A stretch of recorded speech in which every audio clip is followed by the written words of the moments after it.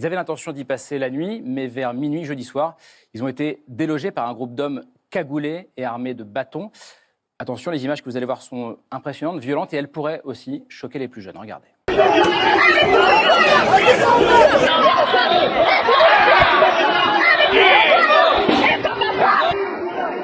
Le 22 mars 2018, du coup, c'était une journée de mobilisation nationale.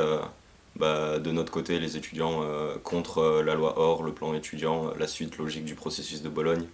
Et donc on a une mobilisation qui s'amplifie partout en France, et donc notamment à Montpellier. Et c'est une date assez symbolique parce que c'est un appel national à manifestation pour les étudiants, mais aussi de manière globale pour la défense du service public. Et du coup, il y a eu une manif à Montpellier qui a terminé en fac de droit en milieu de journée.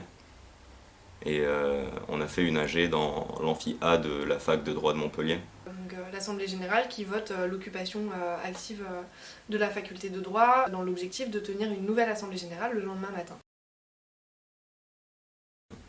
On a pu voir un peu avant l'attaque un gros afflux de personnes venant de l'extérieur arriver.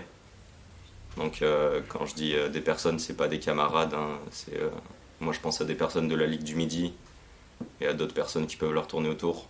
Donc j'étais au milieu de l'amphi et en fait je tourne la tête vers le haut de l'amphi où il y avait c'est cette dizaine d'étudiants de la fac de droit qui étaient très virulents à notre rencontre, qui en fait sont en haut de l'amphi en train de surveiller ce qui se passe. On a compris après coup qu'en fait ils étaient en train de nous compter.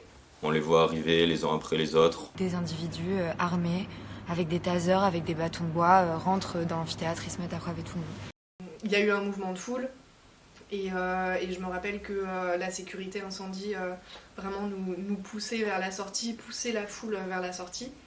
Et une fois qu'on s'est retrouvés sur les marches juste devant la grille de la fac, en fait on a compris qu'il y avait des gens qui étaient encore à l'intérieur et que ce qui se passait c'était très violent. Arrête! T'es filmé, fils de pute! T'es filmé, connard! Et au moment où on veut rentrer, la sécurité incendie est plus occupée aux portes à nous empêcher de rentrer plutôt qu'en train d'assurer la sécurité des personnes qui sont en train de se faire tabasser à 10 mètres. Donc la notion de non-assistance à personne en danger est quand même à mettre en question dans cette affaire. On s'est mis à faire le tour de la fac de droit, voir s'il ne restait pas des personnes à l'intérieur. Puis là, les flics sont arrivés, ils nous ont dispersés en nous menaçant avec leur familiale. Les fachos protégés par les flics, c'est beau. Sur les jours suivants, on démêle le vrai du faux, on échange les témoignages et on comprend que très vite qu'il s'est passé quelque chose de très grave et qu'il y a des enseignants et des étudiants de la fac de droit qui sont impliqués dans cette affaire. Donc Coronel de Boissezon qui a participé à l'agression physique, Philippe Pétel qui a ouvert les portes. Moi je suis assez fier de mes étudiants, je les approuve totalement. Qui s'est occupé de coordonner l'action. Les étudiants sont un peu bagarrés entre eux et les grévistes sont sortis. Donc c'est pas rien.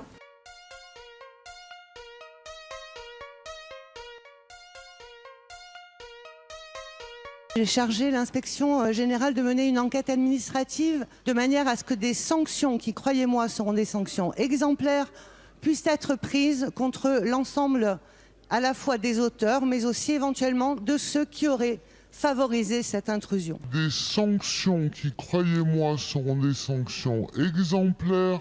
Ils ont trouvé 7 prévenus, 7 personnes impliquées et ils se sont arrêtés là. Ce qui est évident, c'est qu'ils étaient plus de 7. Et que en dehors des personnes qui ont participé à l'agression, il y a des personnes qui ont facilité, il y a des personnes qui ont applaudi, il y a des personnes il y a la notion de complicité en fait dans tout ça. Ça veut dire qu'il y a une dizaine d'autres personnes de la faculté qui sont encore en poste aujourd'hui et qui peuvent agir totalement librement.